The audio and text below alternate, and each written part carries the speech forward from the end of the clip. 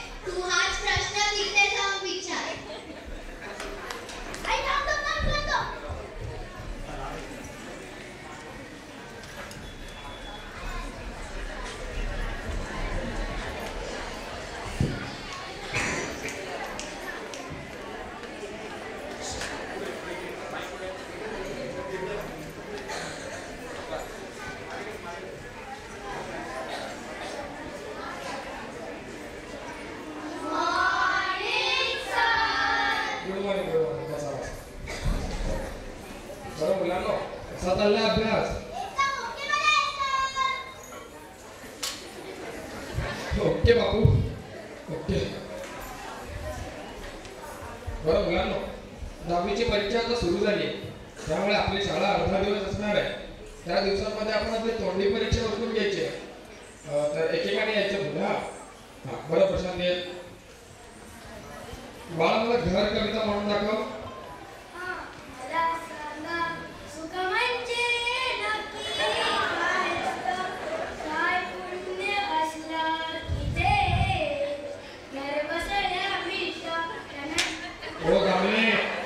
ही आहे का घर कविता? बोल.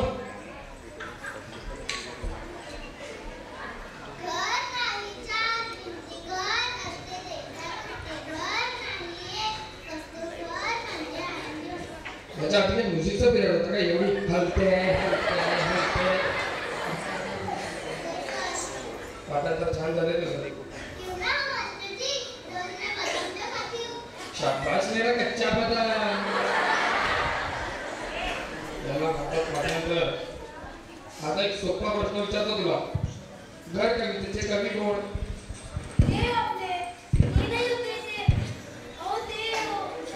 अरे बाबा नक्की कुठे बसले ते? अरे मग तू किती बाहेर काय मुंबईत काय तुझा आयडी लिंबू करायला मला फक्त 2 मिनिटं लागतील.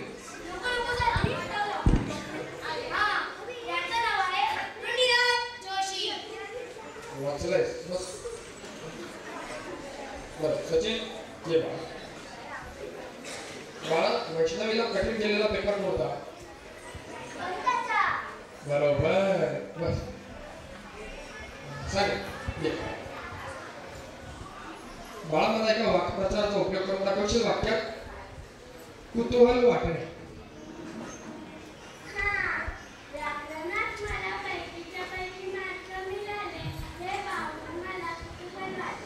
मिळाले. बाळा तू जेव्हा वर्गात आलीस ना तेव्हाच व्याकरण तुला घालून वर्गाबाहेर जाऊन थांबलंय. बस बरं. आता फळ्यावर एक चित्र काढले आहे. त्यात तुम्हाला काय काय दिसतंय ते तुम्ही तुमच्या शब्दात लिहायचं. तुमच्याकडे फक्त 10 मिनिटं आहेत. लिहा लवकर. आणि तू इकडे तिकडे का बघतोयस? फळ्याकडे बघून लिह. याला थिएटर लिबर्टी म्हणतात. आता प्रत्येक प्रॉपर्टीचा स्टेजवर आणायची म्हटली त्याच्यात अभिनय कसला? आणि ते परवडणार आहे का आपल्याला? काय देव सर?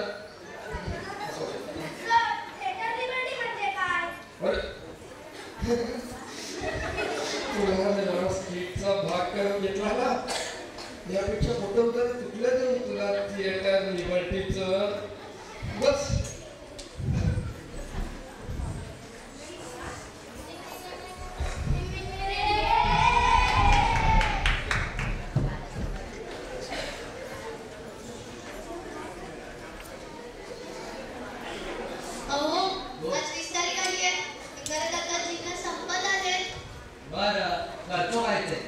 याच महिन्यात रिक्षाने प्रचंड खर्च दिले. होते नव्हते सर्व पैसे संपले. ती बघतो काळजी करून. तसा नाही हो. मुलांची परीक्षा पण जवळ आली आहे. त्यालाही परीक्षेसाठी काही वस्तू लागणार आहे. ती पण लागते. काही पैसे ऍडव्हान्स येतात का आमच्या बाईसाईड? तसंही 2-3 दिवस पूर्वी इतकं धान्य ठेवलंय मी घरमधून. चला मुलांनो अभ्यास झाला असेल तर सोपायला या. आता सकाळी वेळेवर उठून शाळेत जायचंय ना. आता एवढे दिवस खाडा करून चालणार नाही या. एक्झाम जवळ आली आहे ना. होय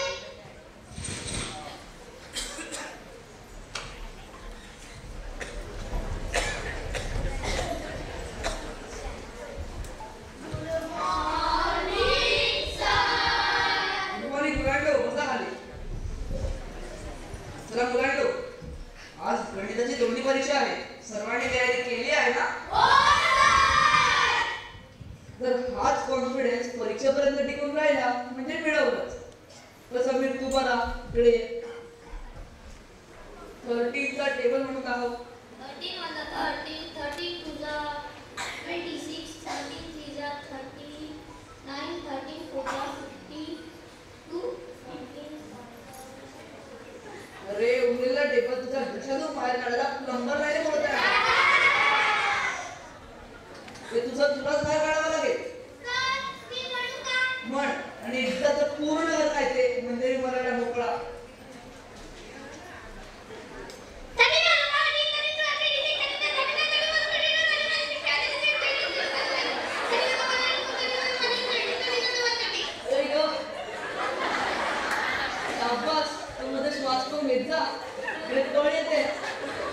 बसला समीर नाही तुझी परीक्षा अजून बाकी आहे. निलेश तू बरा 25 चा स्क्वेअर रूट काय सांग? 5. शाबास बस खाली. आता तू सांग 25 into 0 काय उत्तर आहे? 250. अरे शून्याची ही अशी केलेली विटंबना ते आर्यभट्ट देखील असती तर त्याने त्या शून्यातच घुसून स्वतःचा जीव दिला असता रे.